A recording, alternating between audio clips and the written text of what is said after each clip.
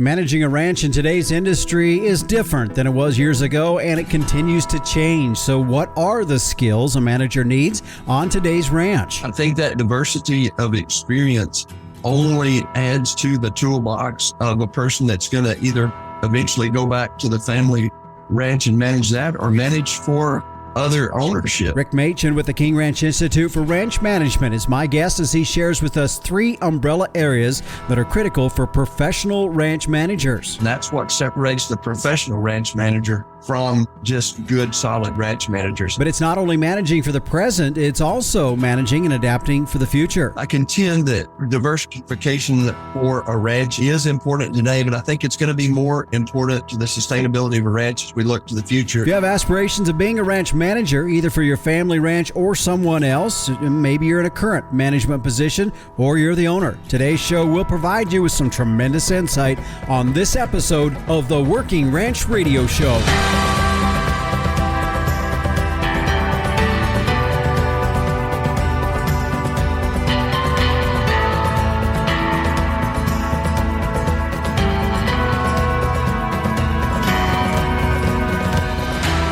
Hi, everyone. Welcome to the Working Ranch Radio Show. I'm Justin Mills. Thank you for joining us here on the program today. And I tell you what, really what's probably been in a lot of the conversation pieces this past week. Of course, markets always come up, but man alive, the weather has sure been quite extreme across the country, mostly in that southeastern part of the country with some very severe weather down there. Now, for us here more in the western half of the country, at least in our part of the world, we've seen a little bit of much needed moisture and thankfully not yet calving in a way, because last week was kind of some colder, wet weather and nice to not have any calves on the ground, but we should be getting things underway here any day now with our heifers. And of course, the cows set to calve here a little bit later on. I know for some folks listening, you're thinking, my, oh my, we've already branded calves and maybe even turned out to pasture. Well, we're a little bit behind with that. And we've always kind of been late calvers, kind of like that and how that works for us in our operation. But nevertheless, with all of that in mind, we're going to be talking with meteorologist Don Day later on in the program about the weather, what he anticipates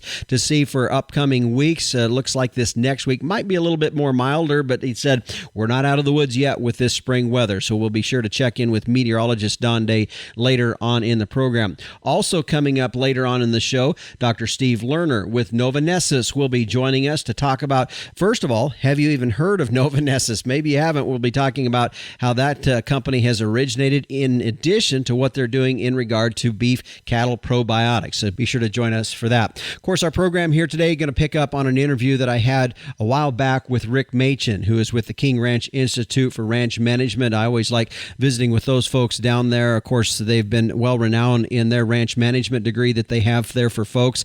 And visiting with him here today, picking up on that conversation with him where we're talking about skills needed for today's ranch manager. Let's jump into that conversation now. And it really is a topic that's kind of important, I feel, for myself. And I think it's important for our industry as a whole, because when we look and see that at some point in each of our respective ranches, there's going to be that transition that takes place. And when that transition takes place, there's a new set of managers or a new set of kids or folks that are taking over the place. In addition to that, we've also got a situation set up in such a way in our ranching industry to where there's just some dynamics that makes it really tough for some kids that might have grown up on a ranch environment to want to go back to the ranch and know that just going out and buying a ranch isn't something that's a real doable thing in these times where we see the land prices extremely high. So today our subject, as we're looking at potential folks that are wanting to get into ranching and wanting to manage a ranch, or maybe it's kids that grew up in a ranch that knows that they can't go back home but would like to ranch, what are the types and skills that they would need to possess as they move forward? And maybe you are somebody that is currently on a ranching situation, and it might be good for you to hear in terms of our conversation here today. What are some of the skills that in today's ranching industry you should possess? So joining me here today is Dr. Rick Machen, who is now the Executive Director for the King Ranch Institute for Ranch Management at Texas A&M University. And Rick, good to have you here today on the Working Ranch Radio Show. Absolutely, Justin. It's always a pleasure to visit with you. You know, Rick, one of the things I guess I feel is part of this, and I think we've even done a show here on the Working Ranch Radio Show, and it was entitled Why Junior Shouldn't Come Back to the Ranch. And it wasn't necessarily saying Junior shouldn't come back to the ranch, but it was really getting at the point of getting Junior to a point to where before they come back to the ranch where they can learn a lot of skills and get trained up in that before they come back to ranch. I look at similarly that in that vein with the idea of, what you have going on there with the King Ranch Institute. To me, if somebody had asked me one time, about that, I said, kind of like a master's program. Maybe go to college, get some animal science, some ag business or things like that. And there's some elements with that that's almost like a master's program. That's the way I view it as. And to me, I look at this and you talked about a young lady that moved from Maine that really didn't have a ranching background. So you got that aspect. And then you also got kids that grew up on a ranch. And I think it's important for everybody to realize you don't have to go back to the family ranch. It is a business. It is a professional business. And that's something I think really a mindset that they need to consider. Yeah, for sure. Absolutely, for sure. And again, that was our initial and remains our charge is to train professional ranch managers. And so I think that getting experience and exposure, whether they go to college, and then I think it's a great thing if the family can afford it, go get a job and work in the industry elsewhere, work in finance, work in another segment of the beef industry other than cow-calf, work in a feed yard, maybe work for a packer. I think that diversity of experience only adds to the toolbox of a person that's going to either eventually go back to the family ranch and manage that or manage for other ownership. Mm-hmm. And so it gets back to our original discussion about change. Mm-hmm. So things are changing so fast outside or away from the ranch that if we grew up with Dad and we always did it Dad's way for the reasons Dad did it, those reasons may not be valid anymore. So I think that breadth of exposure is critical. We require candidates to have 3 to 5 years minimum beyond the bachelor's degree before they apply to come to our program. We think that maturity is important, the demonstration that they're passionate about the industry. But again, that broader exposure to different segments of the industry only makes them more well prepared to be a manager and participate in our program. Mm-hmm. Very good. Rick Machen is my guest here today. He is the executive director for the King Ranch Institute for Ranch Management at Texas A&M. We haven't really got yet into our full aspect of our show of what we really are going to be talking about, because I felt it was important for he and I to have some discussion to tee this up. And we're really going to be getting into what are the skills that a ranch manager in today's industry should have. And you might be somebody sitting out in the tractor or the feed pickup here today listening to this show and say, well, I'm already on a ranch, but I feel like maybe am I doing everything I could be doing to be a better ranch manager?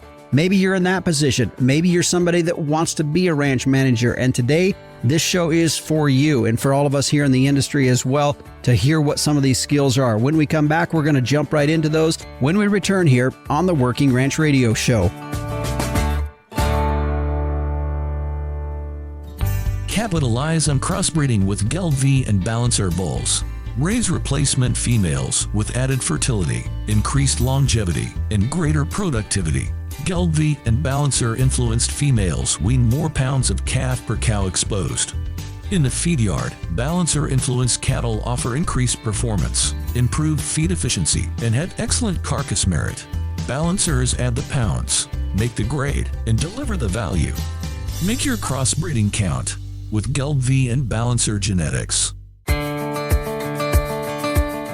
Dr. Rick Machen, Executive Director for the King Ranch Institute, joining us on our program here today as we are going to get into the main thing that we are here today to talk about, and that is what are the skills that ranch managers should have in today's ranching industry. Now, keep in mind, as I said when we left out of the last segment, this isn't just for folks that want to someday be a ranch manager, but it could be for folks that are already in a ranch management situation. Maybe you went to a few years of college or various things like that, and you're wondering, man, I want to be able to turn the leaf here and make some changes in the ranch that I'm on right now. And maybe it's a family ranch or maybe it's one you're working for. But either way, I think you're going to find some value in our discussion here today. Rick, you've got about 3 things or 3 kind of umbrella things. Within each of those things are some subcategories and specific skills. So let's get into the first one that you identified, and that is tactical skills. What are you meaning by that? Yeah. Well, again, Justin, it's great to be with you on the show, and I've been looking forward to this discussion. And And tactical may not be the most appropriate word. It's just a word that I use. But those skills are the day-to-day chores that we all grew up doing. The natural resource management to include soil, forages, water, the natural resources, and then the animal management component of that, the day-to-day grind of taking care of the cattle, the sheep, the other domestic livestock, horses, whatever it might be. And then the third part of that is the infrastructure maintenance, how to take care of roads, fences, water infrastructure, all that kind of stuff, keep it in good repair and working. So the things that under the tactical skills umbrella that I think a ranch manager has to have command of, the things that most of us that grew up in a farmer ranch environment, we grew up watching dad or grandpa or aunt or uncle, whatever, and we just learned by doing. I think today's ranch manager, to be effective, needs to know how to do those things and do them well. And more importantly, know what it takes to get those things done. You know, managers of large complex ranches, businesses don't have the luxury, typically from the time standpoint, of being out there, you know, being horseback every day or 3 days a week. But they need to be able to do those skills and demonstrate to the folks that are working for them that they can do them and do them well, but they know what it takes to get it done. I think that only helps them command the respect of the people that they're supervising, to know, hey, not only can I do it, I'm willing to get out there, be there in the Brandon pen, be there at weaning, checking heifers, moving irrigation pipe, whatever the case might be. So those tactical skills are absolutely huge. And as we look at candidates that are applying to the Institute, we pretty much expect them, because we're only a 2-year Master of Science program, we expect them to come with those skills. We don't have the time or the geographic diversity of knowledge that it would take to completely train a person to go manage a ranch anywhere in the 48 states. Mm-hmm. And that may be something, as we talked about our different segments of folks listening here today, you know, they might say, well, I understand that, you know, I know that, but I still think there's things inside of that. To me, there's things inside of that umbrella, Rick, of tactical skills that we're also seeing some changes in our industry. When you talk about our understanding our natural resources, I think we really have seen that dialed in a little bit more in the last 10 to 15 years of really getting that figured out.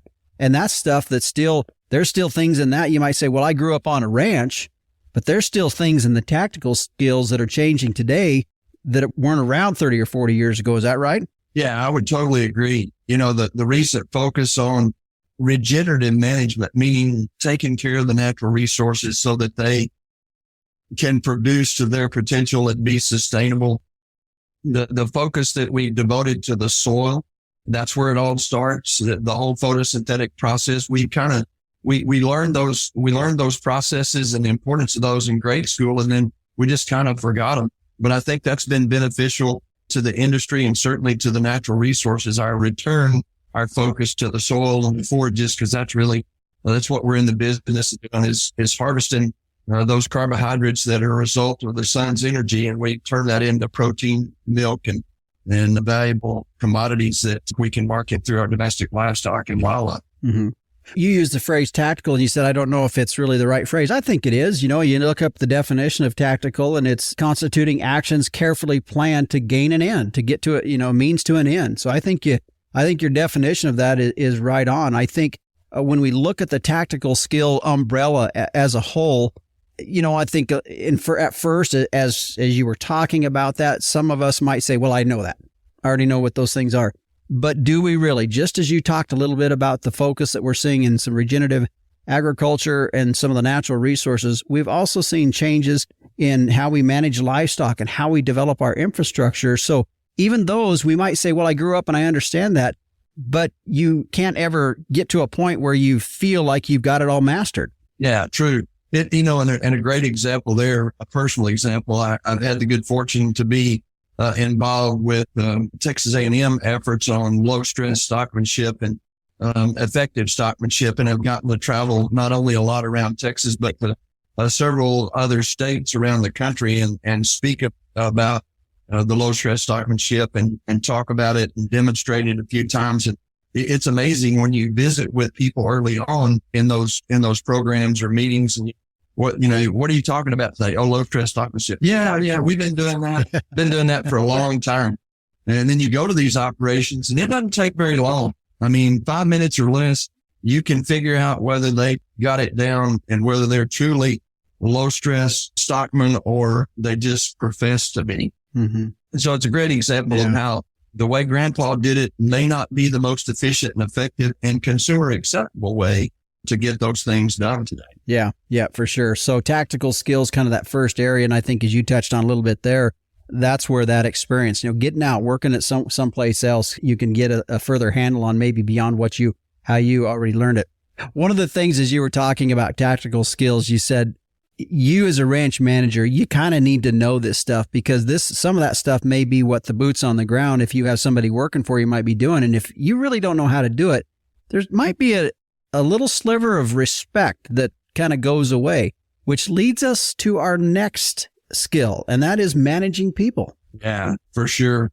As we have the opportunity to visit with large managers of large complex ranches or ranches of any size across the country, and you visit with them and say, what are your challenges? What on a day-to-day basis, what's the biggest challenges?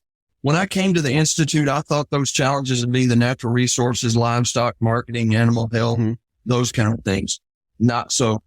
Almost to the person when you visit with today's ranch managers, communication across the ranch is going to be always going to be in the top 3, as is people management. And people management skills, the really good managers have got it figured out how to effectively manage the people that are working for or with them. And that may be managed fellow family members, or it may be managing a whole fleet of employees that are not related to ownership.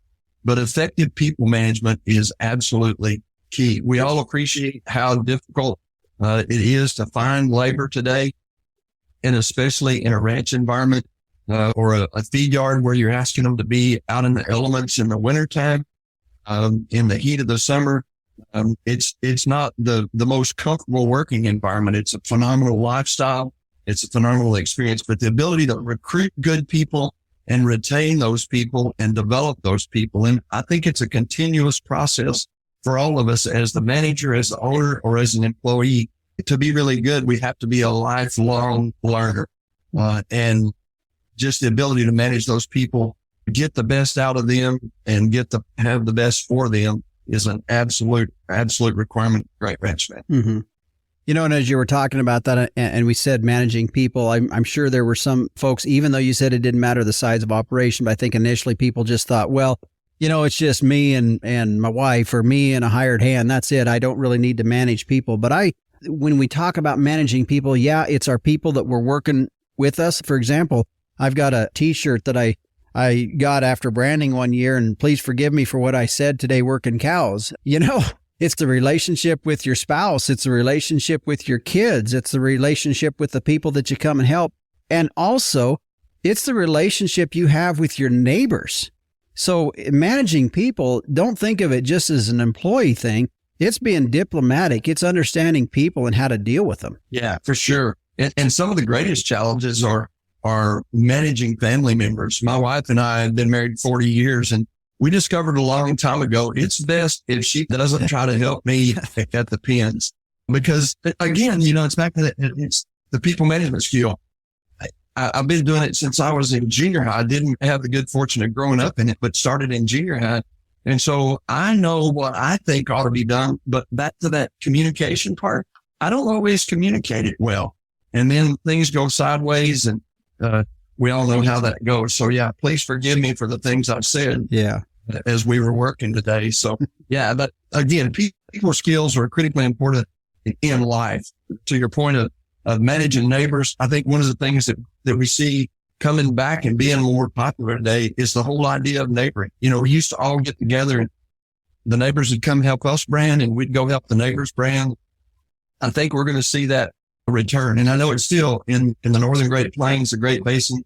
Those ranches do a whole lot better job than we do in the Southern Great Plains these days. But I think we're going to get back to some of that because labor is hard to come by, especially experienced labor, skilled labor. I think that idea of neighboring and helping the neighbor, which involves people management skills, is going to be more important as we look to the future. Yeah, for sure. Do unto others as you would have them, if you'd want done to you, is kind of a key phrase in that whole deal. We're going to take a break here, folks. My guest today is Rick Machen. He is the Executive Director for the King Ranch Institute for Ranch Management at Texas A&M. We are talking specifically on what are some of the skills that ranch managers are needed in today's ranching industry. We've talked about a few things: tactical skills, managing people, and we're going to get into the third umbrella of things when we return here on the Working Ranch Radio Show. Support your cattle's health and productivity with Vigortone minerals. Since 1912, Vigortone has been a trusted name in animal nutrition. Our revitalized product line offers targeted nutrition for every stage of production and every region. Vigortone delivers consistent performance and simplifies your mineral decisions. Wherever you are, Vigortone works. Visit Vigortone.com to learn more. As we continue with our show here today, our topic is on what are the skills needing in being a ranch manager in today's ranching industry. And you could already be managing your family's ranch or be set to be on your family's ranch or wanting to be a ranch manager down the road. These are the things that we're talking about here today, that if you're looking at doing that, kind of perk your ears up here a little bit, because this is the subject, the things we're talking about. My guest today is Dr. Rick Machen. He is the Executive Director for the King Ranch Institute for Ranch Management at Texas A&M. And we've already covered a few things here. The first umbrella of things, there were some subcategories under that. And I encourage you to go back and you can listen to what that was in case you had to step away from your radio or your computer for a period of time. First one was on tactical skills. Then we talked about managing people. We're going to get into the third thing. And Rick, when I look at this, there really is these three things. The picture that came to my mind was of a three-legged stool. And if you don't have one, the other two don't work. It's they all kind of can work together, and they all need each other to make this work. So when we get into this third leg of that stool, it's about business management skills. Expand on that a little bit. Well, again, Justin, it's great to continue this discussion. Appreciate you and the radio show and the opportunity to be on. Yeah, the business skills, I'd start by saying we all realize that the lifestyle afforded by ranching or agriculture is second to none. It's a great way to raise kids and teach them responsibility, but we can't just rely on that lifestyle. It is a business, and that's one of the things that we focus on. Probably the biggest piece that we add to a potential manager's toolbox here at the Institute is the business skills. We can be great at taking care of the natural resources, taking care of the livestock, the wildlife, the infrastructure, and we can be great at managing people. But if we're not attentive to the business side of that, sustainability gets on shaky ground really, really quick. Mm-hmm. So again, that's where we put the majority of our emphasis as we build a program to educate the students here in our program. I think the ability to be able to determine something that's simple, but yet relatively tough to get at is unit cost of production. When I've got a 500-pound weaned steer standing there in the weaning pens, what did it cost me to get him to that point? And that includes cost, it includes reproductive performance. There's a whole bunch of factors that go into that. But if I don't know what it cost me to produce him, I cannot know what a good, profitable market price is. So being able to accurately determine unit cost of production is a business skill we spend a lot of time with on our students here. That to accurately determine unit cost of production involves managerial accounting, as opposed to income tax accounting that can't get you to an accurate unit cost of production. And so managerial accounting captures all of the costs that are associated with producing a commodity. Take, for example, a replacement, a bred 2-year-old replacement heifer. If she was born on your ranch as a calf, you weaned her, developed her, you got her bred, then that process spans over 2 fiscal years. Can you capture all those expenses and know exactly what it cost you to put that heifer on the books? What's your capitalization cost?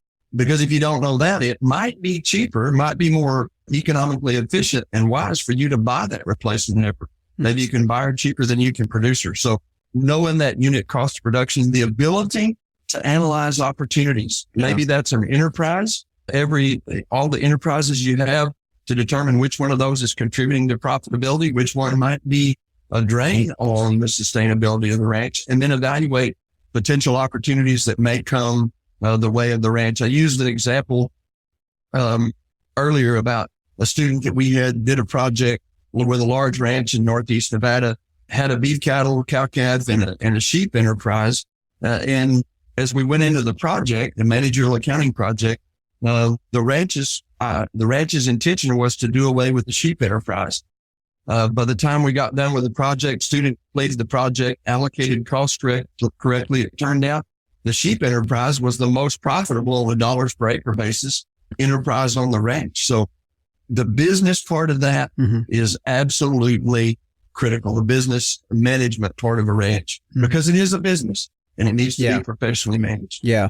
Well, and all three elements that you talked about there, from knowing your unit cost of production to management accounting and analyzing this, I one of the things that came into my head in all of that, and you and I discussed this before we were on air here today, and that was being able to analyze enterprises, not necessarily the enterprises you have, but maybe enterprises you could have that are outside of agriculture. Yeah, great point. I think that brings up the whole topic of diversification. And I contend that diversification for a ranch is important today, but I think it's going to be more important to the sustainability of a ranch as we look to the future. And as we see input costs rising, profit margins getting squeezed on maybe individual enterprises, the ability to evaluate different enterprises, potential enterprises, is going to be critically important. And the ability to, from a business perspective, to address and assess whether or not those enterprises support the vision, mission, and goals of ranch ownership. And, some that come to mind would be wind energy, solar energy, carbon sequestration. Those are very real opportunities out there. May not fit every ranch, may not be available to every ranch, may not fit with the vision, mission, and goals of ownership, but there's any number of those opportunities that are out there today that are above and beyond what the ranch may have traditionally done, that have the potential to contribute to profitability and long-term sustainability. Rick, I think one of the things, as you said, that you guys spend a lot of time on is the business management skills of things at the King Ranch Institute. And I think a lot of that probably has to do with this. And some guys are saying, okay, now you lost me, because I was good with the tactical skills. I think I can manage the people, but I just hate sitting at a desk. And I'm sorry, I don't want to be real blunt here, but maybe we need to be. That's the fact of it. And that's what I guess the purpose of our show here today is. These are the things, guys, ladies, whoever looking at it, you're going to have to come to grips with it. Right. Yeah, exactly. And I think that separates the ranch managers that are managing the business versus the ranch managers that are passionate about the day-to-day grind. You will have the opportunity to discover opportunities while sitting behind the computer, manipulating numbers on an Excel spreadsheet or looking at market opportunities that you'd miss if you were just out there doing what you love. And I'm not taking away from being horseback, riding pastures, moving cows, branding calves. That's all a critical part of the lifestyle and the business. But the time spent behind the computer screen, doing projections, analyzing enterprises, is absolutely invaluable. And that's what separates the professional ranch manager from just good, solid ranch managers, is that ability to study the business and analyze the business. When we started this segment, Rick, I shared the example that I saw the three things we were talking about, similar to that of a three-legged stool. And it is a balance between these three things. As we talked about, each one important in its own self, each one builds on the next. And that really is the essence of this. I think if you can almost be as damaging if you're, as we were talking about, well, I understand the tactical skills. I can go out, I can ride pastures, I can put fence up, I can do those kinds of things, or I know how to deal with people. But again, we might have a little bit more strength in one area or the other, but it really is going to be about a balance in these three areas that we've talked about here today. No doubt. No doubt. I like your analogy of the three-legged stool, much like the three-legged stool we talk about in the sustainability message of environment, social, and economic. And oftentimes, as we think about the business component, we spend a lot of time, society spends a lot of time focusing on environmental management, the social aspect of sustainability. But at the end of the day, if we're not economically sustainable, if the business is not economically sustainable, then it calls into question the sustainability of the ranch as a whole. Mm-hmm. You and I talked a bit when we were off air about technology available that's changing rapidly and how that has some changes a little bit in terms of, it used to be that you needed to go through a couple different marketing cycles. You needed to go through a drought or two, good years or two, and know those cycles before you really could manage well. But technology is kind of shortening that school of hard knocks, as you and I were talking about, up that time frame up a little bit. Explain that. Yeah, and that's just an observation that it just kind of dawned on me in the last year or so, watching some of this technology evolve. And the example that I used was the natural resource management technology platforms that are out there. And I'll just mention a couple, not necessarily promoting them, but just as examples, like the range analysis platform that was a multi-agency development, a free tool that's available online. Another one that has come very similar to that, Enriched Ag. The technology to be able to look at the resources that are available to you, the forage resources, look at pastures, have a grazing management plan, and be able to track the livestock on a digital map.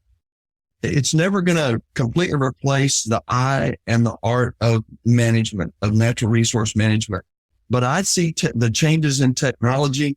I think they're going to offer the opportunity for the young managers to close that gap or to shorten that learning curve, if you will. To your point, somebody that's been managing 20 years has seen the good times, the bad, the drought, the good, disease, market swings.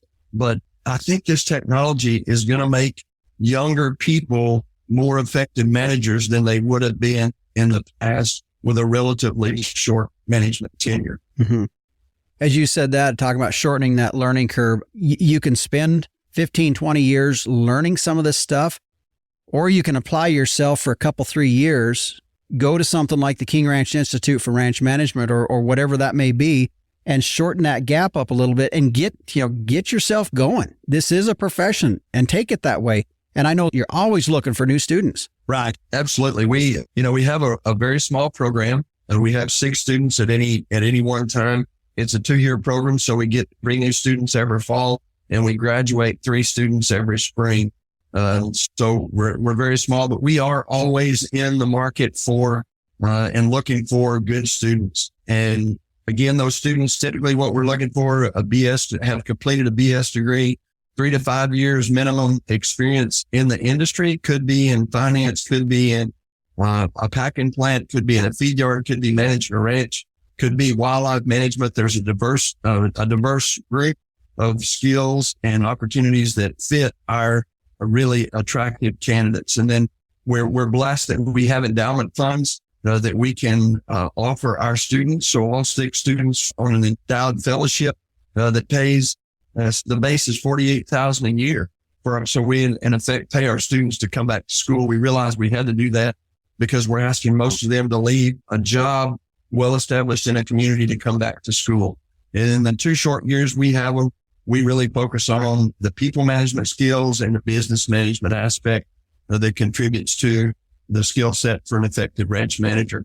50 alumni out there scattered all across the country, doing a great job. But again, if there's somebody that's listening and you're remotely interested, give us a call, shoot us an email. You can type KRIRM, King Ranch Institute for Ranch Management, into the Google search engine, and we're typically the first website that will pop up.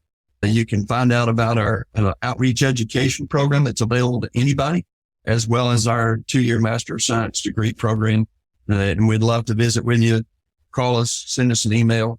We're always open to discussion. You bet. Well, Rick, I thank you for taking the time to discuss a subject that has, I think, a lot of interest. And I think for a lot of folks, it's going to be a thought-provoking show for some of the things that we talked about here today. And I appreciate your input in this and for being here on our show today. Yeah, Justin, as always, thank you so much for what you do with the radio show. It's always a pleasure to visit with you, and I look forward to next time. Thank you very much. You bet.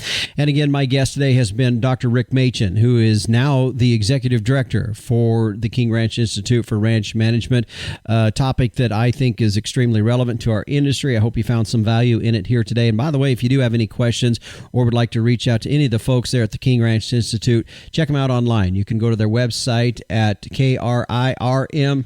Check them out online. You can go to their website. If you just search in your browser for King Ranch Institute for Ranch Management, you will find the link right into their website. Stay with us. When we come back, we're going to be talking with Dr. Steve Lerner, who is with Novanesis. If you're not familiar with who that is or what that is, well, you're going to find that out. And also, we're going to be talking about their product in regarding to beef cattle probiotics. So stick with us. We'll be back on the Working Ranch Radio Show after this.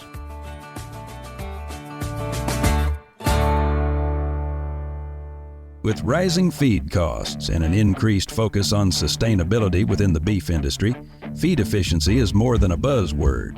It's rapidly becoming a battle cry in an industry challenged to do more with less.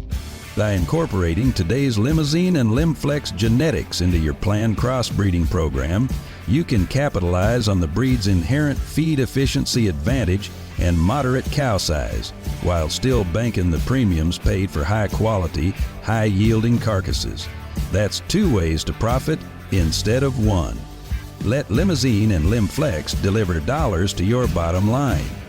Limousine today, profit tomorrow. Well, if you've not heard of the company Novanesis, you're probably not alone in some ways, just because it's relatively new in our industry. And so recently, I was able to catch up with Dr. Steve Lerner, who is with Novanesis, as we not only talked about what the company is, how it came to fruition, and we also got into a good discussion regarding beef cattle probiotics. Let's jump into that conversation now. We're joined now by Dr. Steve Lerner, who is the Senior Scientific and Business Advisor for Novanesis. You probably need to explain, first of all, what Novanesis is, because that's not something that people probably heard in the industry much. No, it's actually 1 year and 1 week old. Okay. Novanesis is the merger of two giants in the biosolution space. Okay. Christian Hansen, was 150 years old last year, and Novozymes, a big company making functional proteins and enzymes, came together in a merger. When that happens, you pay a nice consultant company to come up with a good name. So Novo means new, and then they pulled Nessus from the word Genesis. Okay. So a new beginning. There you go. And we are a world-leading biosolutions partner. Our entire focus is on biosolutions. Okay, today, though, I want to talk about probiotics. And when I say that, everybody say, "Well, I've heard of that." I mean, it's been in our industry. We talked about it. We hear that it's an ingredient or something that's in our lick tubs or various other mechanisms that it can be given to the animal. Well, let's start from the very beginning, because it really is a part of the process in these efficiency and healthy elements that we want in our cattle. So let's really what the importance of probiotics in the diet of our animals. So probiotics are defined as living organisms that, when fed in an adequate quantity, confer a health benefit to their host. Okay. We seldom ever talk about that definition in public. We say effective probiotics are tools that every producer can use to simply keep the greatest percentage of animals in their care healthy and normal. Mm-hmm. When you think about probiotics, they're just bacteria. Okay. We know that strain of bacteria, which is an individual organism and its unique genetic gifts and all of its trillions of copy, that is a strain. Mm-hmm. It is that strain combined with other strains that give this benefit. And if every animal in your care is behaving healthy and normal, that's a miraculously good day. Yeah, whether you're raising calves on a pasture, stocker background or feedlot, flow of pigs, flock of chickens, etc., if you can provide an effective probiotic to support normal digestion of nutrients out of feed, to ensure that those nutrients are absorbed across a healthy surface area, to support the barrier function of the gut, keeping things we don't want to get into us out of our bodies, and supporting immune function, then every animal has a chance of achieving its genetic potential, of growing, of not requiring you to make a disproportionate amount of investment in time or money to support them. So normal and good is good for the animals in your care. It's also great for the producer. And if you can support not only the physical, but mental health of the animals in your care, that's a win-win-win. Well, and I think to put it in a human perspective, we all as humans can function much better if our stomachs are healthy, right? I mean, well, we know we have a healthy digestive system. We don't even think about it. We feel good. When you have a touch of food poisoning and you can't get more than a 10-foot radius from porcelain, you know how badly that feels. You think of nothing else. Yeah. For the animals in our care, every time they have to respond to a stressor, a change in their environment, a bad batch of feed, a management misstep, something. Every time they have to respond and are stressed, they're not growing. They're not converting feed to animal. It's bad. So every time you can give them the capacity to respond to a stressor, to respond to a challenge by ensuring they have the nutrients they need to defend themselves, to maintain themselves and to grow, that's a win. Same for us. Yeah. We may take supplements. We hope that 99% of the time we never need them. We take them as an insurance policy. But that 1% of time when you're on that airplane next to the coughing lady and you get a chill walking out into the cold to get to your vehicle, now you may succumb to an illness unless you've taken precautions to protect yourself, like effective probiotics.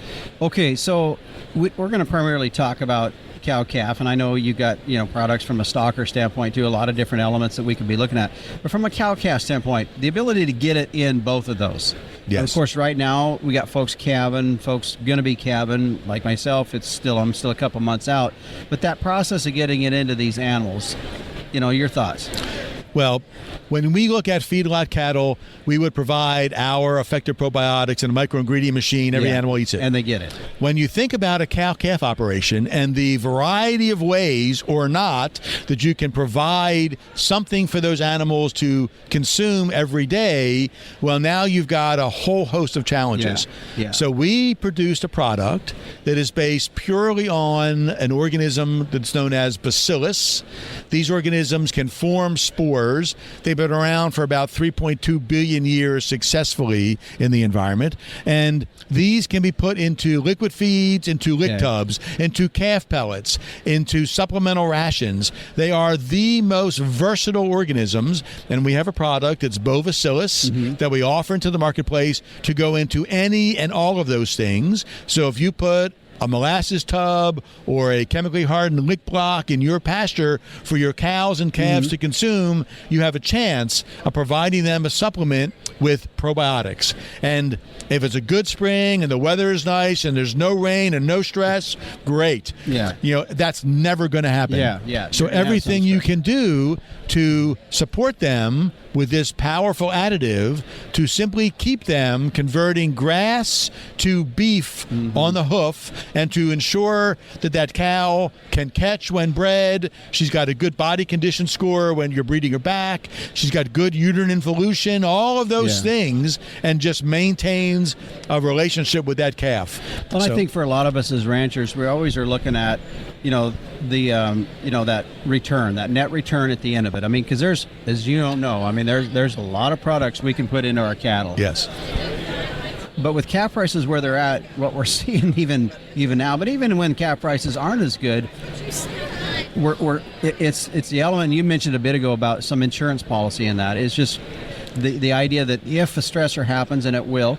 When a stressor happens, that calf or that cow or both have that ability to handle it. Well, and Murphy's Law tells us if one stressor is going to happen, more than one is going to happen, because that's this Murphy.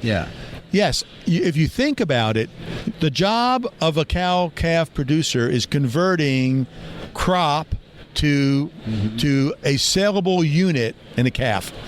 Every time you can do that more efficiently, that's good for your environment, it's good for the growing animal, it's good for the consumer. by adding, as you describe it, an insurance policy in the form of a live probiotic, then you will give them the greatest chance of simply being healthy and normal. Yeah. And you can't, it may seem so ridiculous that you want better than normal. No, you simply want them to achieve their genetic potential. That's what you expect. Mm-hmm. So we define normal as seeing no overt deficiencies, giving you what you expect. Mm-hmm. If every animal in your care was behaving like a beef cow and a beef calf, that's a darn good day in any operation. Yeah. And we know that effective probiotics supports that notion very well. We've got great data to support it. And I will tell you that if you've chosen to use a probiotic from any reputable company, you've made a great choice. Sure. I would simply encourage you, start there and look at the data and make the most informed choice you can, and then I know we'll do well in that environment. So if folks want to know more about, of course, you said Novanessus is a company name. Maybe it's not, hasn't heard, it's been in the industry a year and a half. Yes. The products are there, though, but if anybody want to know more information, where would they go, or how do they find out? Well, we would find certainly novanessus.com. Yeah. But I would also encourage you to reach out to me directly. We also have a group of tech service specialists that would come and have a conversation with you about the opportunity. We provide product into an awful lot of feed mills, into companies that produce the tubs, and you want to find a probiotic in a product you're providing conveniently. Yeah. You don't need to give a capsule to every animal every day. That's not how it works, right? You want the ease of being able to get it into your ease of feed. use and availability is what we're striving for. Yeah. So any probiotic is a great choice. If you want more information about ours, we are happy to provide that. You bet. Well, Dr. Lerner, thanks for joining us here today on the Working Ranch Radio Show. My absolute pleasure, sir. You bet.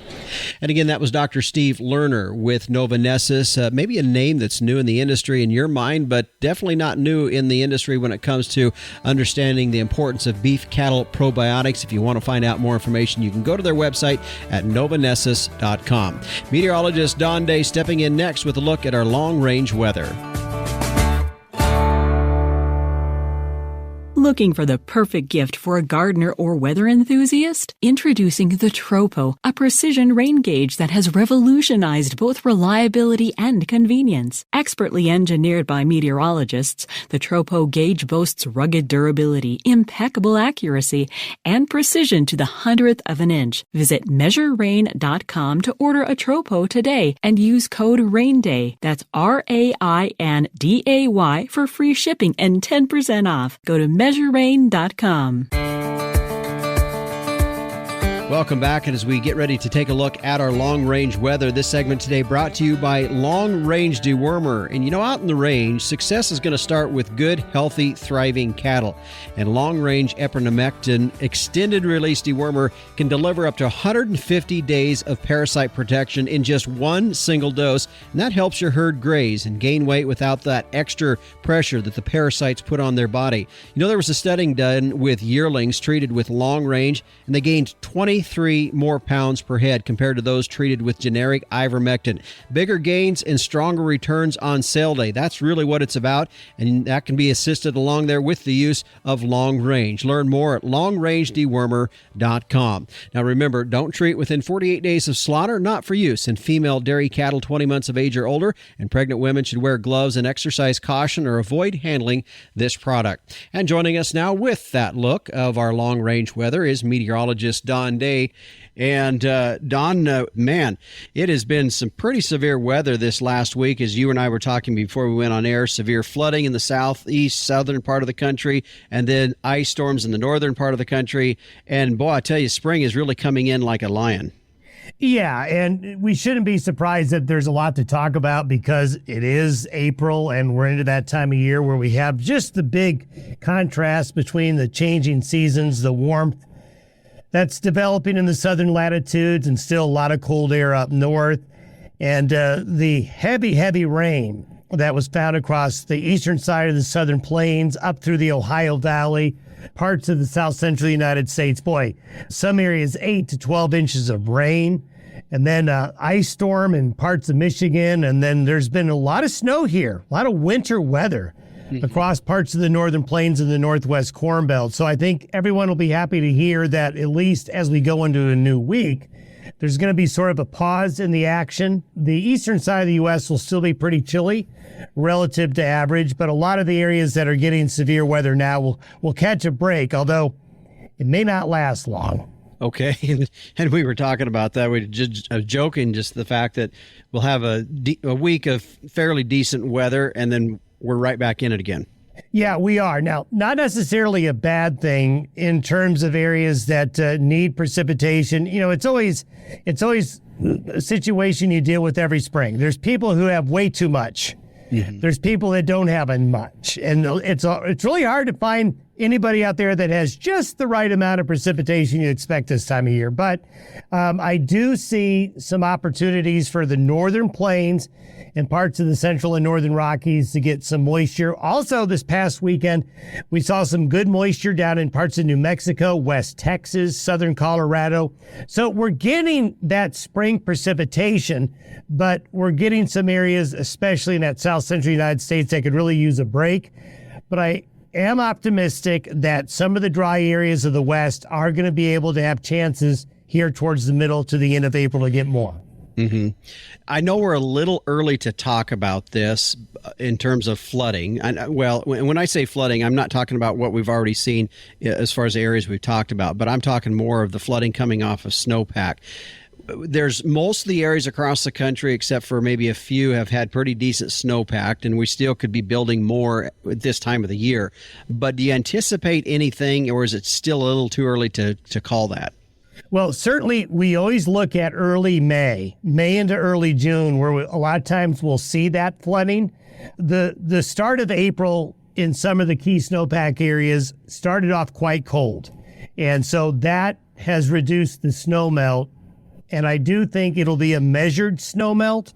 So at least here for the next 2 or 3 weeks, I'm not concerned about that. Now, as we get to the end of April into early May, that'll be something that you and I will need to discuss again. Yeah. What about Canada? You know, a year ago, they were so dry up there, and I know they've had a lot more weather this past winter than they did the year before. What's that looking like? Because that's more kind of in the conversation of looking ahead down the road as well. Well, yeah, you're absolutely right. 2024 was very dry in central and western areas of Canada. When we take a look at what's happened, let's take a look at over the last 4 months. A lot of British Columbia and a lot of Alberta have had near to above average precipitation, and a good part of Saskatchewan and Manitoba. The Saskatchewan and Manitoba have had average, some areas a little bit above. All of those things I just said are a heck of a lot better than they were a year ago. All right.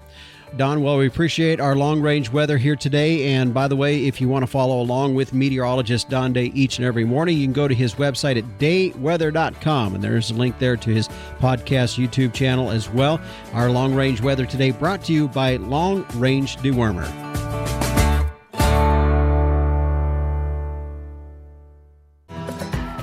Well, earlier in the show, I don't know if you caught that, but I had mentioned the fact that we weren't yet calving here on the X-Ring Ranch in northeastern Wyoming, but in the last hour, I will say things have changed as my nephew Tristan sent me a text of the first calf of the year, so the heifers are underway and calving. Here we go, ready or not. And if there's any major stories worth retelling, I'll be sure to pass them along here on the program. We're working on some great shows coming up for you. Of course, one that we're still working on is heart disease in cattle. Another show, Alan Williams, will be joining us later on as well. I always enjoy visiting with Alan as we get set for our summer grazing season. The Working Ranch Radio Show is a production of Working Ranch Magazine, branded #1 by America's Ranchers. You can pick up your latest copy at your local Tractor Supply store. I'm Justin Mills. Thanks for joining us. And until next time, keep your chin down and your mind in the middle. So long.